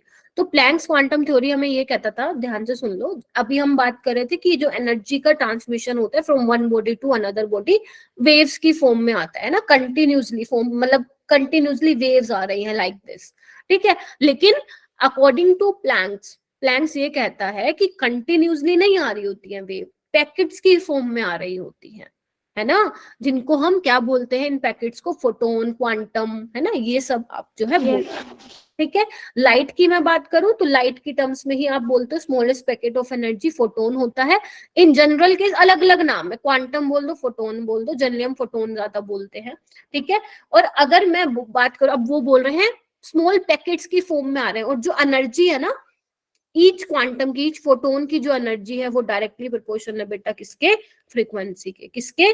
फ्रीक्वेंसी के। जितनी ज्यादा फ्रीक्वेंसी होगी उतनी ज्यादा एनर्जी होगी, उतनी ज्यादा फोटोन की क्या होगी? एनर्जी होगी। और बताओ, इस प्रोपोर्शनलिटी को हटाऊंगी तो क्या आएगा यहाँ पे? क्योंकि ये थ्योरी प्लैंक्स ने दी थी, तो जो कांस्टेंट आएगा वो भी प्लैंक्स कांस्टेंट होगा, जिसकी वैल्यू लर्न करो 6.626 10 की पावर -34 जूल सेकंड। और न्यू क्या है? फ्रीक्वेंसी, तो यानी कि E is equal to hc/λ, ठीक है। तो यहाँ से आपको क्या चल रहा है? Energy is inversely proportional to lambda, तो हम इसको ऐसे भी लिख सकते हैं बच्चों, E1/E2 λ2/λ1। और क्या लिख सकते हो इस फॉर्मूले को? hc न्यू बार भी लिख सकते हो, बताओ। Yes ma'am. ठीक है, लिख सकते हो। अगर मैं मान लो n नंबर ऑफ क्वांटम की बात करती हूँ तो फॉर्मूला कैसे कर लूंगी मैं इसको? NHC न्यू बार। n की वैल्यू क्या होनी चाहिए बच्चों? डिस्क्रीट वैल्यूज होनी चाहिए, यही तो है क्वांटम थ्योरी। क्या बोल दिया मैंने? n की वैल्यू 1 2 3 होनी चाहिए। अगर आप सोच रहे हो n की वैल्यू 1 1.5 2.5 1.125 हो सकती है, नहीं, n की वैल्यू क्या होनी चाहिए? डिस्क्रीट वैल्यूज होनी चाहिए, एनर्जी क्वांटाइज्ड, बताया था मैंने, ठीक है। अगर आप जैसे आप क्या करते हो, जैसे आप स्टेयर्स चढ़ते हो तो एक के बाद सेकंड वाली स्टेयर आती है, सेकंड के बाद थर्ड वाली आती है, ठीक है, हाँ या ना? तो यस मैम। एक तो वो है कि आप रैंप पे ऐसे चढ़ रहे हो, दैट इज एग्जाम्पल हो आपका, वो क्लासिकल लॉ ऑफ फिजिक्स है। अगर आप स्टेयर्स पे चल रहे हो दर बाय दर इस तरीके से 1 by 1, तो वो आपका क्या हो जाता है? आपका किसका एग्जाम्पल है कि एनर्जी क्या है? क्वांटाइज्ड है। दो चीजें हैं इसमें, ठीक है, दो चीजें हैं, ठीक है। तो ध्यान रखना, जितने जो आप केमिस्ट्री में पढ़ते हो इस वाले चैप्टर में, उसमें ज्यादातर हम किसकी बातें करते हैं? पार्टिकल नेचर की बातें करते हैं। और वेव वाली जितनी भी चीजें आप लोग फिजिक्स में पढ़ते हो, तो आप लोगों को मतलब पता होना चाहिए क्वांटाइज्ड का मतलब क्या है, एनर्जी क्वांटाइज्ड होने का क्या मतलब है, डिस्क्रीट वैल्यूज मैम क्या बोल रही है। ऐसा नहीं अपनी मर्जी की कुछ भी वैल्यूज ले लोगे, नहीं, ठीक है। चलो, ये हो गया फॉर्मूला, याद हो गया। तो यानी कि अभी तक मैंने आपको कुछ क्या बताया? एक तो फॉर्मूला बताया वेव नंबर का, फ्रीक्वेंसी का और एनर्जी का। क्वेश्चन करोगे? आ जाओ। Yes ma'am. ये देखो, इस पे बेस 3 क्वेश्चन है। फर्स्ट क्वेश्चन तुम लोगों के सामने है, चलो इसको करो। Calculate the energy in joule. आपको जूल में निकालनी है बेटा एनर्जी। वेवलेंथ आपको गिवन है, प्लैंक्स कांस्टेंट की वैल्यू वैसे तो दी हुई है एग्जामिनर ने, लेकिन मान के चलना कि वो नहीं देगा, तो आप लोगों को पता होनी चाहिए quantum number, sorry Planck's quantum की, प्लैंक्स कांस्टेंट की वैल्यू।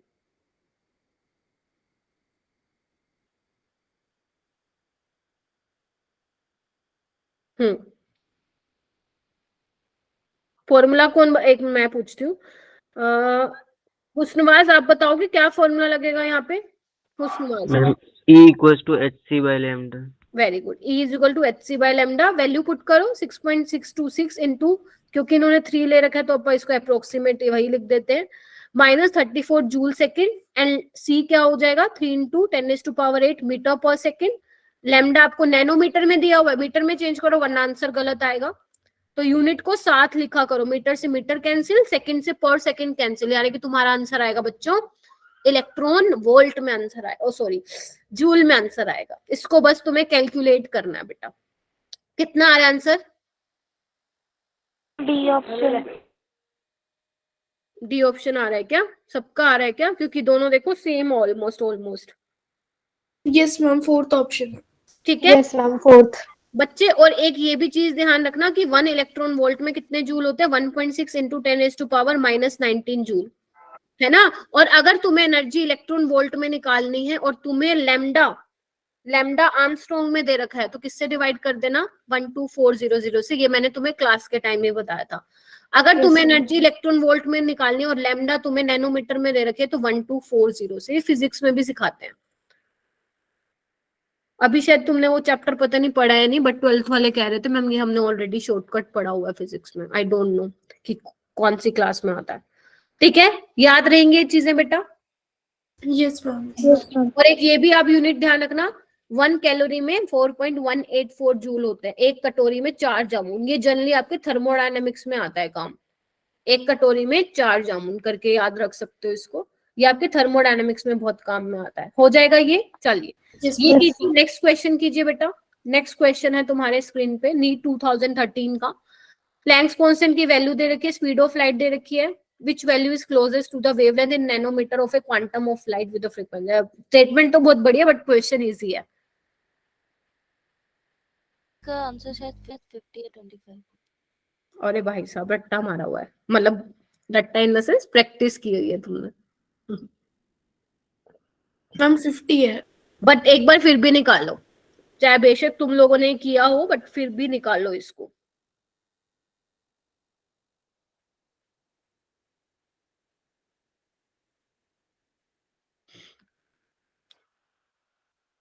बेटा बाकी बच्चे भी तो हैंड रेज करो, बाकी कोई कर नहीं ना इसमें। इससे इजी तो क्या ही पढ़ोगे बेटा तुम लोग, इससे इजी क्या पढ़ोगे तुम लोग बताओ। दक्ष है क्या क्लास में? हाँ है, बताओ जी।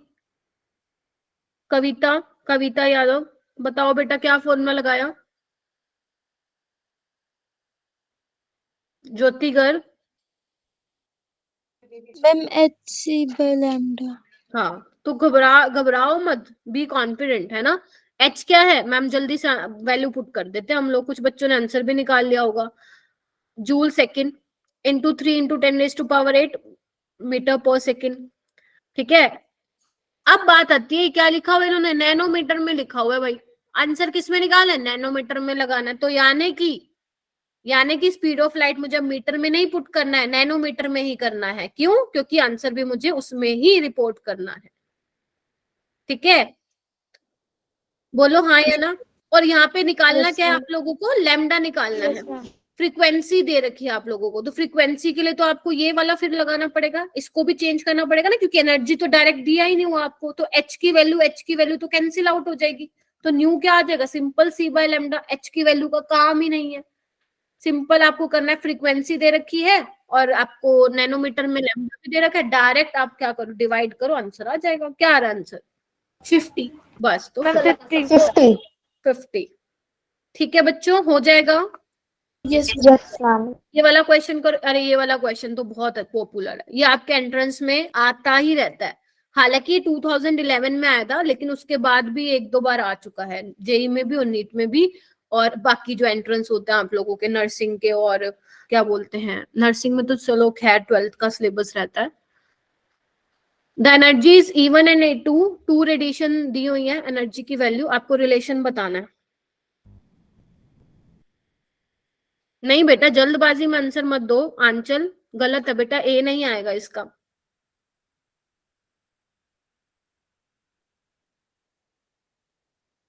मेरे को याद है इसका आंसर। सेकंड ऑप्शन निकाल लो, बेशक याद हो निकाल लो इसको। ठीक है, energy inversely proportional to lambda, ऐसे लिखो, अपने आप को याद दिलवाओ कि हाँ यही होता है। ऐसे आप लोग बेटा चीजें लंबे टाइम तक याद रख पाओगे। E1/E2 λ2/λ1, ठीक है, 25/50 तो कितना आ जाएगा, अब निकाल लो। λ1 क्या आ जाएगा, B option is correct, B option, B हो जाएगा। Yes ma'am. चलिए आगे चले, हम आगे चले। देखो Yes. Planck quantum theory Yes, ने ma'am. हमें आइडिया दे दिया था कि पार्टिकल नेचर का है ना, उसने हमें ये बोल दिया था कि वेव जो है उसकी फॉर्म में मतलब जो आपकी एनर्जी ट्रांसमिट हो रही है वो कंटिन्यूसली नहीं हो रही, डिसकंटिन्यूसली हो रही है पैकेट की फॉर्म में, ठीक है। फिर यहाँ पे जो है बोर एटॉमिक मॉडल, पहला मॉडल आप लोग जो है पढ़ते हैं, उसके बाद ये फेल होगा, फिर कौन आएगा बताओ, फिर ये फेल होगा, डी ब्रोय आएगा, फिर डी ब्रोय जाएगा और हाइजनबर्ग आएगा। तो ये बेसिकली मेन 3 मॉडल जो है आप लोगों को इस चैप्टर में पढ़ने होते हैं। इससे भी पहले आपका रदरफोर्ड आता है, मैं एक बार थोड़ा सा बता देती हूँ आप लोगों को। रदरफोर्ड ने ये तो बता दिया था न्यूक्लियस है, और ये इसने भी बोल दिया, ये देखो इसका जो पहला पोस्टुलेट है कि एटम हैज अ न्यूक्लियस जहाँ पे प्रोटॉन एंड न्यूट्रॉन प्रेजेंट है, और न्यूक्लियस का साइज बहुत छोटा है, ये तो मैम रदरफोर्ड ने भी बता दिया था। लेकिन रदरफोर्ड ने एक चीज ये नहीं बताई थी, स्टेबिलिटी ऑफ एटम। वो तो बोल रहा था कि इलेक्ट्रॉन घूम रहा है न्यूक्लियस के चारों तरफ, अगर घूम रहा है चार्ज पार्टिकल है, कंटिन्यूसली एनर्जी अपनी कम करेगा, और एनर्जी उसकी धीरे धीरे डिक्रीज होगी तो वो तो गिर जाएगा ना फिर एटम में। तो अगर एटम में इलेक्ट्रॉन गिर गया फिर हम क्या है ना, हम भी नहीं है फिर तो, ठीक है। फिर बोहर आया, बोहर ने एक्सप्लेन किया था स्टेबिलिटी ऑफ एटम। तो धीरे धीरे चलते हैं उसकी तरफ। तो बोहर, पहले तो जो आपका बोहर मॉडल था वो किसके लिए एप्लीकेबल था बेटा, single electron species like hydrogen, helium plus, lithium 2+, beryllium 3+, बहुत सारे हो सकते हैं, ठीक है। और ये इसके आगे जाके लिमिटेशन भी हो जाएगी। और बोहर मॉडल किस पे बेस्ड है बेटा, पार्टिकल नेचर ऑफ इलेक्ट्रॉन पे बेस्ड है, अभी बताऊंगी कैसे। चलूं आगे, क्लियर है इतना, इसमें कुछ डाउट है क्या अभी तक जितना बताया मैंने, ठीक है। रिवाइज हो रही हैं चीजें, चलिए यस मैम। ठीक है। तो ये पहली 2 चीजें तो भैया ये इसने, उसकी रदरफोर्ड ने भी बता दिया था, इसने क्या नया बताया फिर मैम, चलते हैं आगे, ठीक है। Negatively charge electron revolve around the nucleus, हाँ ये तो उसने भी बता दिया था, उसको एज अ जैसे प्लैनेट घूमते हैं सन के अराउंड, ठीक है। इलेक्ट्रॉन का पाथ सर्कुलर है, ठीक है। लेकिन बेटा ये वाली लाइन देखो वो क्या बोल रहा है कि जो अट्रैक्शन फोर्स है, अट्रैक्टिव फोर्स किसके बीच में बेटा, न्यूक्लियस और इलेक्ट्रॉन के बीच में। न्यूक्लियस और इलेक्ट्रॉन के बीच में क्या है, कोलम्बिक फोर्स, इलेक्ट्रोस्टैटिक फोर्स है। साथ ही साथ और क्या है बेटा, सेंट्रीफ्यूगल फोर्स भी तो है, जिसकी वजह से इलेक्ट्रॉन एटम में नहीं गिर रहा है। मानते हो कि नहीं मानते हो? Yes ma'am. ठीक है, यही रीजन है, ठीक है। तो ये क्या लिख रहा है देखना बेटा, इसका थर्ड पोस्टुलेट ये कहता है कि इलेक्ट्रॉन सिर्फ उन्हीं ऑर्बिट्स में घूमेगा जिनका एंगुलर मोमेंटम यानी कि MVR is integral multiple of NH/2π, यानी कि M according to Bohr MVR is equal to NH/2π। और ये इसकी आगे जाके लिमिटेशन भी बनेगी, क्यों, क्योंकि इसने इसके पीछे कोई थ्योरेटिकल एक्सप्लेनेशन नहीं दी, बस बोल दिया इसने ऐसा कि MVR is equal to NH/2π। अब आपको यहाँ पे जो जो मैं बता रही हूँ फटाफट से अपनी नोटबुक निकालो, रफ नोटबुक, क्योंकि हो सकता है बहुत बच्चों ने शॉर्ट नोट्स वगैरह सब बना रखे हो, रफ में फिर भी लिखो मेरे कहने पे, जितना लिखोगे ना उतना रिवाइज होगा। बेशक गंदी सी राइटिंग में लिख लो लेकिन फॉर्मूले लिखो, ठीक है। M क्या है बेटा, मास है, ठीक है, मास ऑफ पार्टिकल। V क्या है, वेलोसिटी, वेलोसिटी ऑफ पार्टिकल या इलेक्ट्रॉन मान लो, ठीक है। R क्या है बेटा, रेडियस। N क्या है, देखो H कांस्टेंट है आपका, क्या क्या आपका प्लैंक्स कांस्टेंट। प्लैंक्स कांस्टेंट की वैल्यू क्या है यहाँ पे लिखो, 1 2 3 कुछ भी हो सकती है। ध्यान रखना N की वैल्यू यहाँ पे डिस्क्रीट वैल्यूज हैं, कुछ भी नहीं ले सकते हो अपने मन से, 1.25 नहीं ले सकते हो, या तो 1 होगी या 2 होगी या 3 होगी। N की वैल्यू कांट बी फ्रैक्शनल, लिखो बच्चे, कांट बी फ्रैक्शनल। क्या मैंने ये वाला पॉइंट बता दिया आप लोगों को, फिर बताओ। Yes ma'am. कहाँ गया, कहाँ गया, Bohr model is based on particle nature of electron बेटा, कांट बी फ्रैक्शनल, N की वैल्यू फ्रैक्शनल नहीं हो सकती है, ठीक है। अब आप लोग क्या पढ़ते हो, आप लोगों ने पढ़ा ना कोलम्बिक फोर्स किसके बराबर है, सेंट्रीफ्यूगल फोर्स। मैं उसको पूरा डेरिवेशन नहीं करा रही हूँ, क्लास में बहुत अच्छे से कराया था। अब आपको ध्यान रखना है कि उन दोनों की हेल्प से, जो आपका सेंट्रीफ्यूगल फोर्स है और जो कोलम्बिक फोर्स को आप इक्वल पुट करते हो, वहां से आप रेडियस निकाल सकते हो nth ऑर्बिट की।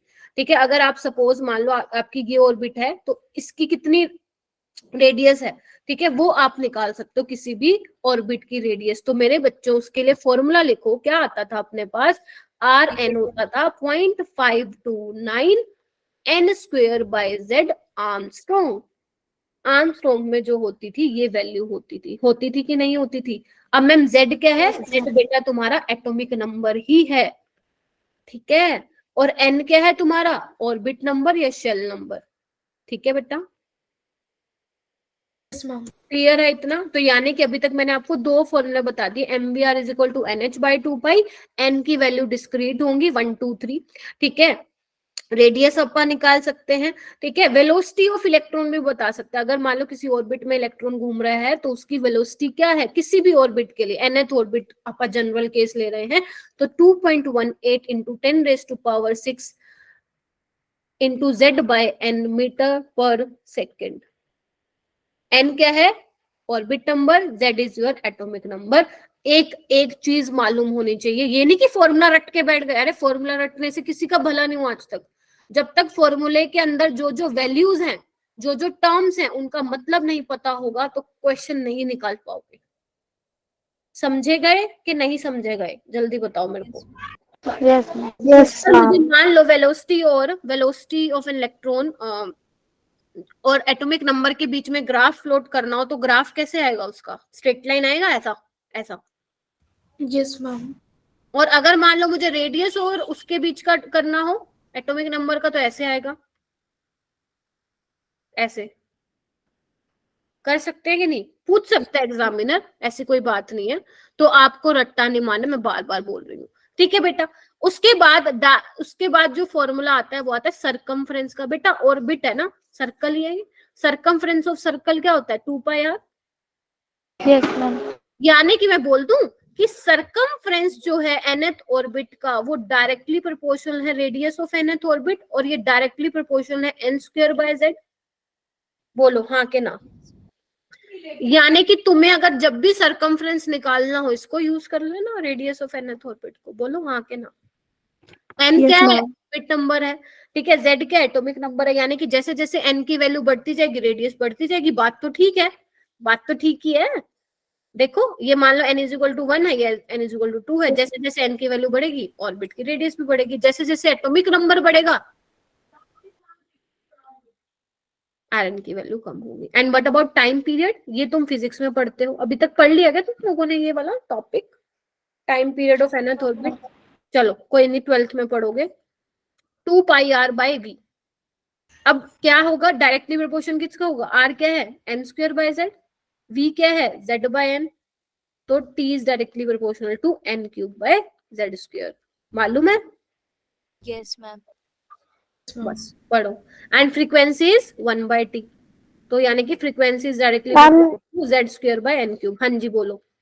मैम टी की डायरेक्टली प्रोपोर्शनल ये आपने जेड स्क्वायर लिखा है या एन स्क्वायर लिखा है? कहाँ पे? ये n स्क्वायर है मैम ना? ये टाइम पीरियड में एन स्क्वायर और मल्टीप्लाई में एन है। डिवाइड में z, okay ma'am. z into z है। एक काम करो, इसको अच्छे से रिवाइज करो जल्दी से, 15 सेकंड दे रही हूँ। Frequency, time period, nth orbit में, और सरकमफ्रेंस, और रेडियस, वेलोसिटी और एंगुलर मोमेंटम। जल्दी से रिवाइज करो, फिर मैं क्वेश्चन करवाऊंगी। देखो क्वेश्चन आने वाले हैं, चलो।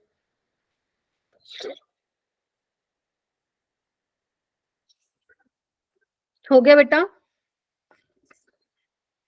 Yes ma'am. कर लिया रिवाइज? Yes ma'am. चलो चलो, अब मैं क्वेश्चन कराऊंगी ना तो पन्ने मत पलटना तुम लोग, ठीक है? चलो फर्स्ट क्वेश्चन तुम लोगों के सामने है। थ्योरी में बस इतना ही बताना है मेरे को, अब क्वेश्चन करो। Which of the following is not a permissible value of angular momentum of electron in H atom? All of these. मेरे को पता था गलती करोगे, दोबारा चेक करो सृष्टि। सारे बच्चे दोबारा चेक करेंगे, ऐसे ये नीट का पीवाई क्यों नहीं है। ध्यान से देखो सृष्टि, एक बहुत बड़ी गड़बड़ कर रहे हो आप लोग सारे, मतलब अगर कोई ऐसा सोच रहा है तो। चिंकी ऑप्शन सी।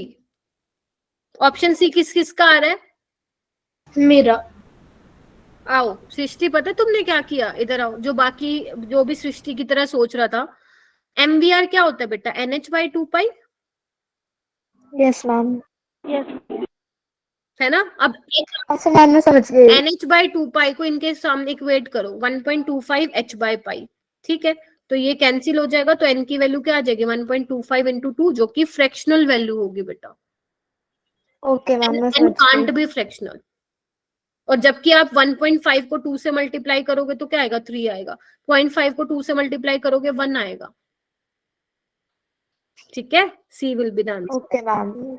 ओके, ये वाला क्वेश्चन कीजिए। इसके मैंने ऑप्शन नहीं दिए बेटा। Question number I don't know कौन सा है। Calculate the radius ratio of third and fifth orbit of helium plus. Helium plus, ma'am Armstrong में ही करना है। हाँ वही फॉर्मूला यूज करो जो मैंने बताया, आर्मस्ट्रॉन्ग। और जनरली पेपर में भी वही आता है। करो बच्चे सारे।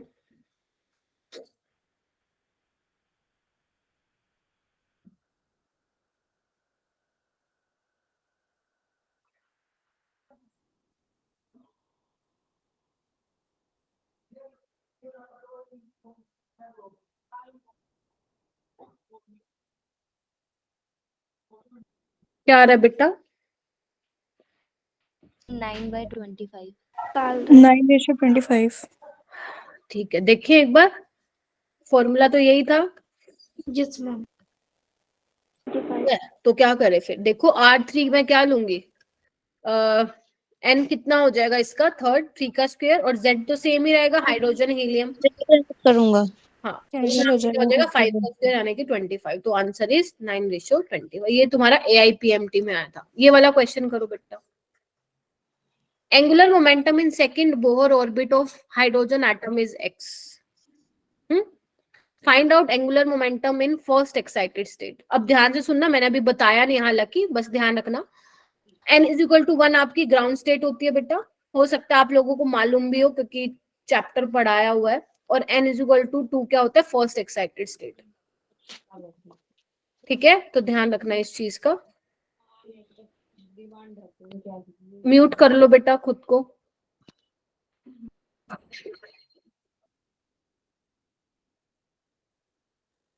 एक बार कोई आंसर नहीं बोलेगा, मैं चाहती हूँ मैक्सिमम स्टूडेंट्स हैंड रेज करें, वरना मेरा कोई फायदा ही नहीं है पढ़ाने का भाई। आप लोग पढ़ी ना, पढ़ के आते हो ना ही क्लास में पढ़ते हो, इसका मतलब तो यही है फिर। मैं क्यों मेहनत करवा रही हूँ? मैं तो करा चुकी हूँ मैं ये चैप्टर डिटेल में। मेरे को क्या पड़ा है थ्योरी कराने का? मैं डायरेक्ट क्वेश्चन पे आ जाती हूँ।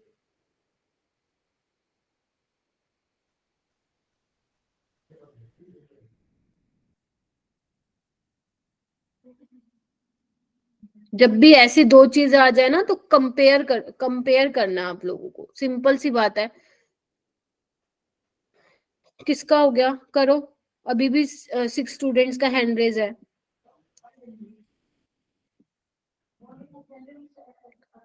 हैं? कितने बच्चों का हो गया? 4। तनिष्का, अंकिता, रीवा, आप बताओ बेटा कैसे किया? Ma'am C option. कैसे किया एक बार बताना। मैम वो फॉर्मूला NH/2 पाई है ना, तो अगर n की वैल्यू 2 हो जाएगी तो H/पाई हो जाएगा। वेरी और गुड। x की वैल्यू उसमें से सब्स्टिट्यूट कर दी थी ठीक है, तो सबका ये आ H/2 गया आ गया। x/2। मैम मेरा तो x आ रहा था। देख लेते हैं। मेरा देखो H/पाई की वैल्यू मैं यहाँ पे अलग से लिख रही हूँ, x है। फर्स्ट एक्साइटेड स्टेट का मतलब n=2, तो क्या हो जाएगा? MVR=NH/2 पाई, यानी कि 2H/2 पाई। ये तो x ही आ गया बेटा, x/2 कैसे आएगा? रीवा, करा तो तुमने बेटा ठीक है, लेकिन आंसर कैसे गलत आ रहा है? सेम आ रहा है ना, इसका भी एंगुलर मोमेंटम और इसका भी, दोनों का सेम है। तो अगर हाइड्रोजन एटम का x है, या तुम इस क्वेश्चन को ऐसे भी कर सकते थे बच्चे, डायरेक्ट देखते भी कर सकते थे बेटा। एंगुलर मोमेंटम क्या होता है? NH/2 पाई। आपको दिख रहा है कहीं एंगुलर मोमेंटम एटॉमिक नंबर पे डिपेंड कर रहा है बेटा? Yes ma'am. तो हाइड्रोजन लो, लिथियम 2+ हो, बेरिलियम 2+ हो, लिथियम तो कुछ भी लो, हमें लेना देना नहीं है। अगर n की वैल्यू सेम है तो एंगुलर मोमेंटम भी बेटा सेम ही होगा। तो आपको नीट में इस अप्रोच से बैठना है कि ऐसे फटाफट चीजें आपके माइंड में स्ट्राइक करें। ठीक है, तो बेशक लिख लो कि एंगुलर मोमेंटम, लिखो अपनी नोटबुक में सारे, angular momentum does not depend on atomic number, it depends only principal quantum number यानी कि n, जो ऑर्बिट नंबर है। h भी कांस्टेंट है, 2b पाई भी हो जाएगा। Yes ma'am. Yes ma'am. यहाँ पे 12th में जब मैंने पढ़ाया था ना, उसमें भी आंसर मेरे को x/2 ही बोला था एक स्टूडेंट ने। Angular momentum does not depend on atomic number. ठीक है बेटा, ध्यान रखना। चलिए ये वाला क्वेश्चन कीजिए। The ratio of circumference of third and second orbit of helium plus ion. सोच समझ के करना, जल्दबाजी में गलत मत करना। क्वेश्चन ही करवाने हैं मैंने, देखो ये क्वेश्चन ही है, बस खत्म है फिर।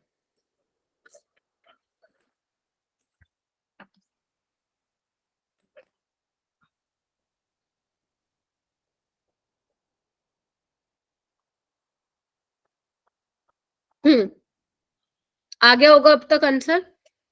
करो, हैंड रेज करो बेटा।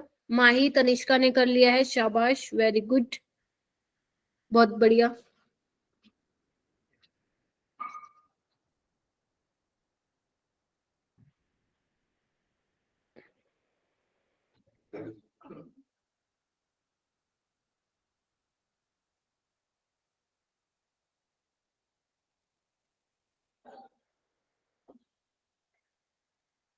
Very good. एक काम करो, सारे चैट बॉक्स में आंसर दे दो जल्दी, चैट बॉक्स में आंसर दे दो बेटा। See, very good. Circumference is directly proportional to बेटा n²/z। निकाल लो आप लोग, कितना हो जाएगा, 3 का स्क्वायर डिवाइड बाय 2 का स्क्वायर, क्योंकि z की वैल्यू तो सेम रहेगी क्योंकि हीलियम है ना। तो 9:4 इज करेक्ट। बेटा जल्दबाजी में डी मत टिक कर देना, होता है ऐसा पेपर में ना, क्योंकि काफी सारी चीजें होती है हमारे माइंड में। ये वाला क्वेश्चन करो। If the radius of first orbit of hydrogen atom is x Armstrong, then the radius of second orbit of lithium 2+ ion will be। करो जी।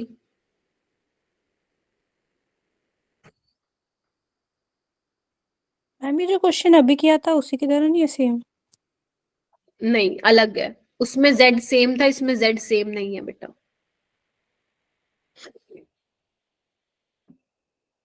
करो।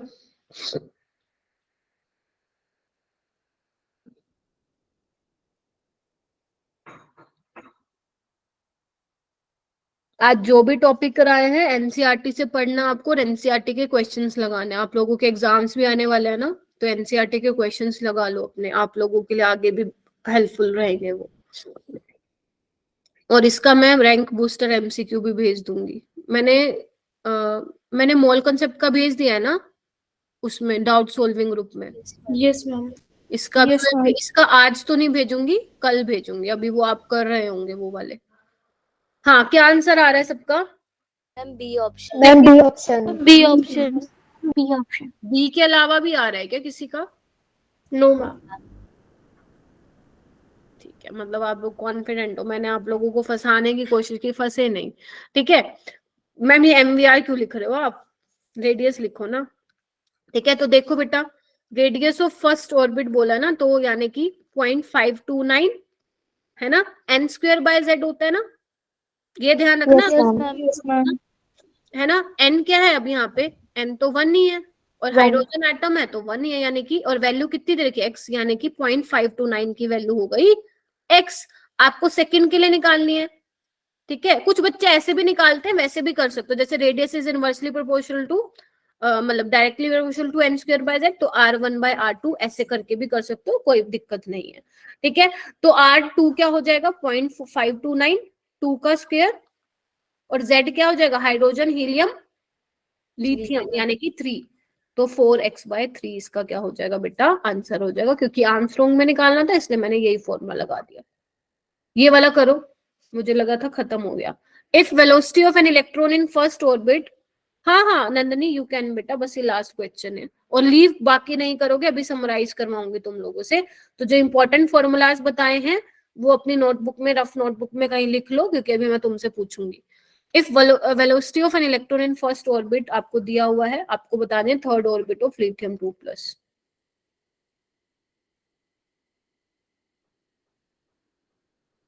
देखो मैंने कहा था लीव मत करना, और नालायक सारे भाग गए, 3-4 बच्चे। दक्ष बेटा बताना आंसर कैसे किया, बताओ चलो। ए फॉर एप्पल, अच्छा सबका यही आ रहा है क्या? Yes ma'am. क्या Yes, ma'am. वेलोसिटी भाई, क्या होता है velocity? z by N, z क्या है मैम 1 है, n क्या है मैम 1 है, तो बस तो हो गया क्वेश्चन, बच्चा ही नहीं कुछ अब तो। z कितना है मैम 3 है ना, n कितना है मैम 3, लो भाई बच्चा ही नहीं कुछ। ठीक है, तो आज हमने बहुत सारी चीजें कवर कर ली, छोटी छोटी चीजें कवर कर ली। कल ये क्वेश्चन है आप लोगों के लिए, कर लेना आराम से मस्त मजे से, और नेक्स्ट क्लास में मैं ये कवर करवा दूंगी बोहर मॉडल पूरा हाइड्रोजन का, क्योंकि अपन ने कंप्लीट नहीं किया अभी अपन अपना एनर्जी रहता है, लाइमन बाल्मर सीरीज ये सब रहती है अपनी। ठीक है, तो ये मैं कल वाली क्लास में कराऊंगी, और फोटो इलेक्ट्रिक इफेक्ट भी। ठीक है बेटा, और ये मुझे जल्दी से, मैंने बहुत सारे फॉर्मूलेज बता दिए आज की क्लास में, तो जल्दी से अपने कंपाइल करो और मुझे बताओ, फिर मैं उसको समराइज कर दो। मैं इनको यहाँ पे लिखती हुई चलूंगी बेटा। चलो एक आपने फ्रीक्वेंसी का बताया था। चलो, एक सृष्टि ने बता दिया मेरे को। अब मैं जिससे जिससे पूछू ना, प्लीज अपना माइक फटाफट अनम्यूट करो और मुझे बताओ। ठीक है, ओके। एक सृष्टि ने बता दिया, फ्रीक्वेंसी का फॉर्मूला क्या बताया था ये तो बता दो। hc by lambda, oh sorry c by lambda. अच्छा ठीक है, वेव नंबर का बताना। गौतम वेव नंबर क्या बताया था बेटा मैंने? श्रेया वेव नंबर बताना, इतनी देर वेट नहीं करूंगी बेटा मैं। Shreya wave number. Chinki wave number 1 by lambda. 1 by lambda. Okay, energy, energy of photon. hc by lambda. ठीक है, ओके ठीक है, वेरी गुड, बहुत बढ़िया। ठीक है, उसके बाद मुझे ये बताओ क्या बोलते हैं एंगुलर मोमेंटम। प्रीति आप बताओगे एंगुलर मोमेंटम। एमवीआर थोड़ी ना है, बोला। हाँ NH/2 और n की वैल्यू 1 2 3 ये रखेंगे आप लोग। ठीक है, ओके ओके। शेरोन आए हो बेटा आज? अच्छा, रेडियस ऑफ nth ऑर्बिट बताओ Charon, radius of nth orbit, फिर वेलोसिटी बताना। Ma'am 0.529 into n square upon z। Armstrong में, वेरी गुड शाबाश। वेलोसिटी ऑफ nth ऑर्बिट कौन बताएगा मुझे? मुझे बताएंगे, मंतशा नहीं आती है ना, हाँ मुझे बताएंगे Chetna. Chetna velocity of nth orbit. Disha 2.18 into 10 raised to power 6 into z upon n। Metre per second. Okay, Mahi time period of nth orbit का बताओ, किसके डायरेक्टली प्रोपोर्शन होता था? Mahi 2 pi r by v। किसके डायरेक्टली प्रोपोर्शन होता था वो पूछ रही हूँ बेटा। n square by n की cube by z square। Very good, और फ्रीक्वेंसी इससे उल्टा हो जाएगा है ना, तो एक का ध्यान रखना। ठीक है, और कौन सा फॉर्मूला बताया बेटा, मैं तो भूल गई, बताओ। मैम एक मास नंबर का बताया था, number of protons plus number of हाँ न्यूट्रॉन। सरकमफ्रेंस भूल गई मैं, हाँ सरकमफ्रेंस बताओ। n square by z। Circumference 2πr है ना, 2πr। मैम आपने यूनिट का कन्वर्जन्स भी बताए थे। हाँ यूनिट कन्वर्जन भी बताए थे, तो ध्यान रखना बच्चों, मैं यहाँ पे लिख दे रही हूँ दोबारा से, अगर कि आपको याद रहे। ठीक है, 1 आर्मस्ट्रॉन्ग को आपको ध्यान रखना है 10⁻⁻10 मीटर है ना, 1 नैनोमीटर ध्यान रखना है, 10 to the minus 9 meter। 1 picometre भी ध्यान रखना है, ये सारी चीजें 1 नैनोमीटर, 1 नैनोमीटर भी ध्यान रखना है, 1 सेंटीमीटर, ये सब छोटी छोटी बातें ध्यान रखना बेटा। ठीक है, हाँ R is directly, very good, R is directly proportional to mass number. Mass number क्या था आपका? न्यूट्रॉन प्लस प्रोटॉन का सम था, न्यूक्लियॉन्स भी बोल सकते हैं। आइसोस्टर क्या था? सेम नंबर ऑफ, बताओ आइसोस्टर क्या था? Difference between proton and neutron is same, यही था। Yes ma'am. और आइसोडायफर्स क्या था, same number of electron and same number of atoms. तो ये इंपॉर्टेंट चीजें थी। मैम आपने उल्टा नहीं बोल दिया। अच्छा, मैम उल्टा हो गया। न्यूट्रॉन सेम होता है। हाँ, आइसोडायफर्स में क्या होगा, इलेक्ट्रॉन एंड बताओ, प्रोटॉन एंड प्रोटॉन न्यूट्रॉन का डिफरेंस सेम होगा। वेरी गुड, शाबाश। और मैम आपने वो भी बताया कि अगर एनर्जी जो है इलेक्ट्रॉन वोल्ट में निकालनी है तो 12400 तो ध्यान रखना, अगर एनर्जी इलेक्ट्रॉन वोल्ट में निकालनी है और लैम्डा आर्मस्ट्रॉन्ग में है तो किससे डिवाइड करूंगी, 1 to 400 और अगर लैम्डा नैनोमीटर में हो तो 1240। वेरी गुड, शाबाश। ठीक है, ये ध्यान रखना। ठीक है, तो इन फॉर्मूलेज को रिवाइज करो अच्छे से, क्या टर्म क्या इंडिकेट कर रही है और क्या करना आप लोगों को, क्वेश्चंस करने अच्छे से। और ये क्वेश्चंस कर लेना, वो तो आप हमेशा करते ही हो। और ये टॉपिक जो है मैं अब नेक्स्ट क्लास में जब कल मिलेंगे इसको मैं कवर करवा दूंगी। ठीक है, यस। ठीक है बच्चे, कोई ऐसा क्वेश्चन था टेस्ट में जो मुश्किल था, नहीं हुआ था आप लोगों से? हैं? एक क्वेश्चन में कंफ्यूजन थी। कौन सा था? एक क्वेश्चन था जिसके अंदर मेरे को 2 ऑप्शन तो पता था नहीं होंगे, बट एक ऑप्शन में थी